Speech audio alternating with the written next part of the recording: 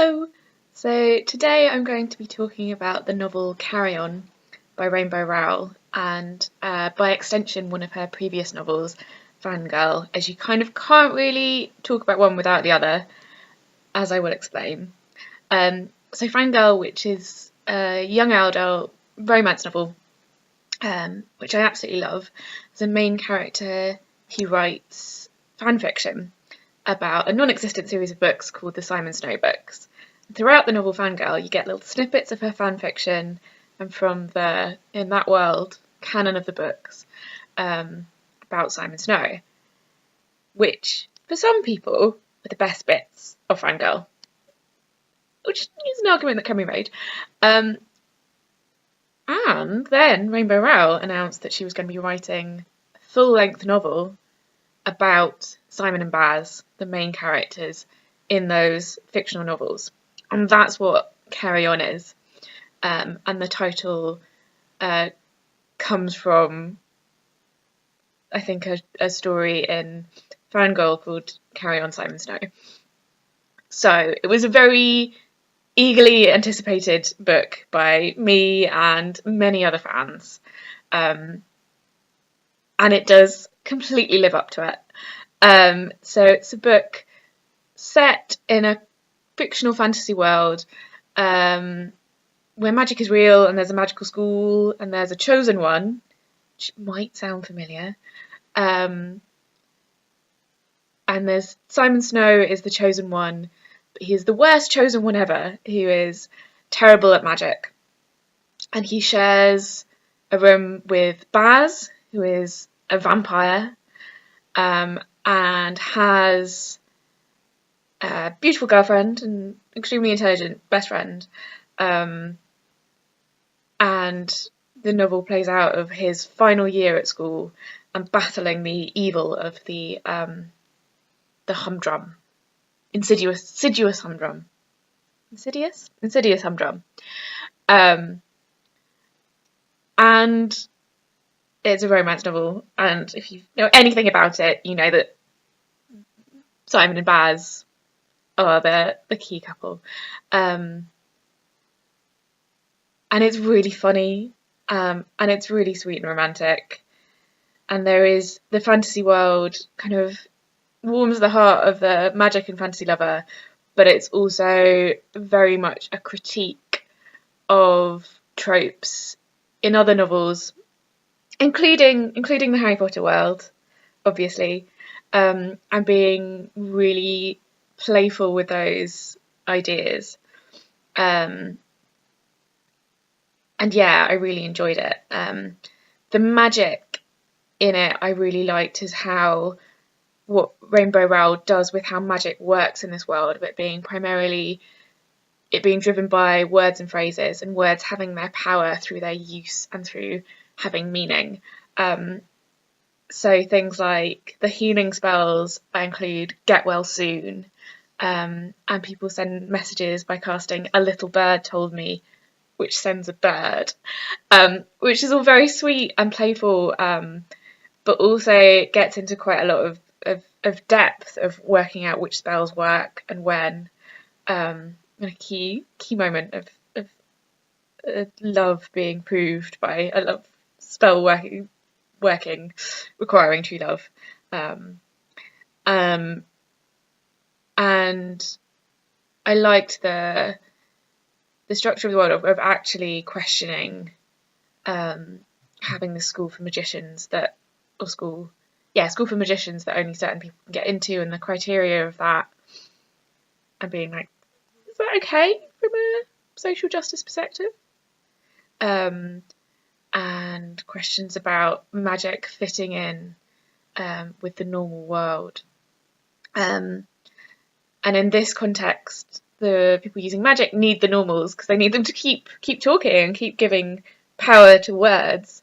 And I really like that. Main characters, Simon Snow, bit of a sap. He's quite sweet. I didn't warm to as much as Baz. And I think my one criticism of the book is that at the start of the book there is no Baz. He's gone missing, and what in there. And Baz, I adore. He's one of those classic, in a way, of like looking evil on the surface, but actually having a heart of gold and being in love. Because on the one level, he's this kind of soppy, mopey romantic, but he's also having to be really tough because of his family situation, and because of his awareness of his sexuality. So Baz, from the start of the novel, knows he's gay. I think at one point describes himself as queer, which made me cheer a bit. But yeah, he's claimed that and is comfortable with that, and it fits perfectly. That makes me happy. And it's pursuing community as well. And like, I feel like his character captures that thing of being a teenager and knowing who you are and being desperately in love with someone that you believe that you'll never be with, and that torture. And I absolutely loved that depiction, and having that as canon is really important in young adult fantasy, because there's a reason that there are thousands and tens of thousands of gay slash fic things written about Harry Potter. It's because for years young adults have wanted that and needed it, from their mainstream fantasy. And obviously there are other series which have that, but it's really satisfying to have that as explicitly there, and to have that romance come out in a really satisfying, sweet way of this kind of theme of classic lovers' redemption. And yeah, like that first kiss, there's a lot of, feels like a lot of the internet are squeeing over, for good reason. There's also there has also, I've seen, criticism of character who's previously been in a relationship with a girl and then finds herself falling for a boy, and the label bisexual not being used, which I understand the annoyance with that, because it's quite a common trope that everyone sort of forgets the word bisexual and is just confused. But it does fit in the plot line, I think, in this case, although it's debatable, because of the character not really having time to think about labels and blah blah blah. But yeah, it's quite a minor, not minor, it's an important point, but it's, in the grand scale of this novel, is not a thing that was a major stumbling block for me. And I think generally this novel deals really well with some really dark themes. There's a lot of mother grief, the classic kind of orphan trope of actually both main characters have lost their mothers, and I felt that was actually dealt with really well. A lot of novels where there's a dead mother, it goes a bit weird in that the mother, the actions of the previous generation sort of determine too much the young person's life, and they become sort of obsessed with making their mother proud, which is not necessarily very accurate to life, and actually also recognising traumatic experiences as being harmful, and that, and the mental health consequences of that are also present in this novel. I think, yeah, and that is good as well. Another thing I enjoyed as a critique was the character of Agatha, who is very, very beautiful and kind of meant to be desired by everyone, and is, you know, the girlfriend of the hero, but actually doesn't really want to be a prize, doesn't want to be part of the quests and the death and risk and all of that. And I think I really liked that, of it's this Kristen trope of girl as prize, and actually the idea that everyone wants to have this, extremely adventurous, dangerous adolescence rather than wanting to, get their A levels and then go on a nice gap year where they get to go surfing. So yeah, I enjoyed that.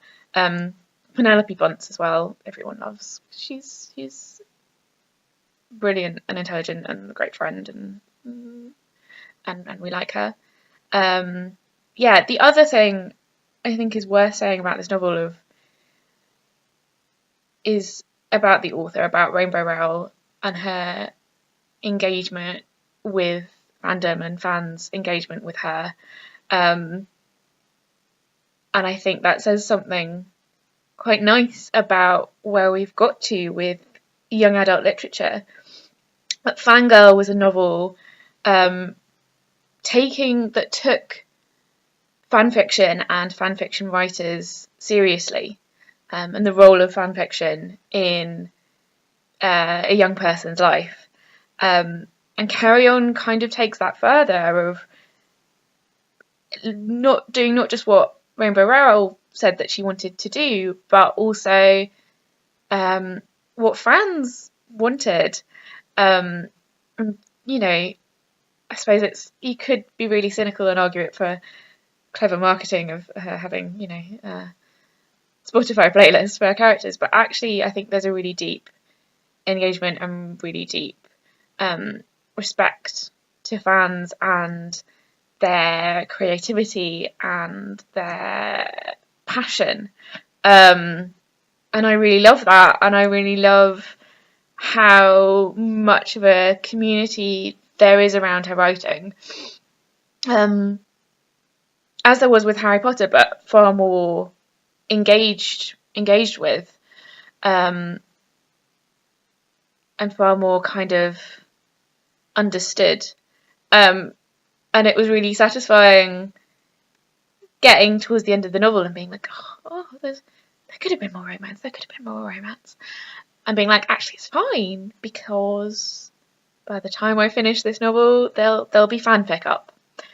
And there was fanfic up within days, if not hours, of it being published, as an expression of love and joy, and like that fiction is being written not out of frustration at queer stories or the stories we want to see being seen, but as an extension of a story that is loved. I think that's really beautiful, and that's something kind of new, or not new, but something that's kind of interesting development. And yeah, something that I really like about Rainbow Rowell as an author, as well as her having an awesome name. So yeah, this ended up a lot longer than I intended, so well done if you've watched it all the way through. I haven't even talked about the vampirism. But yes, I do really recommend Carry On. And I think you can enjoy it without having read Fangirl, but obviously do read both if you get the chance. So yes, thank you.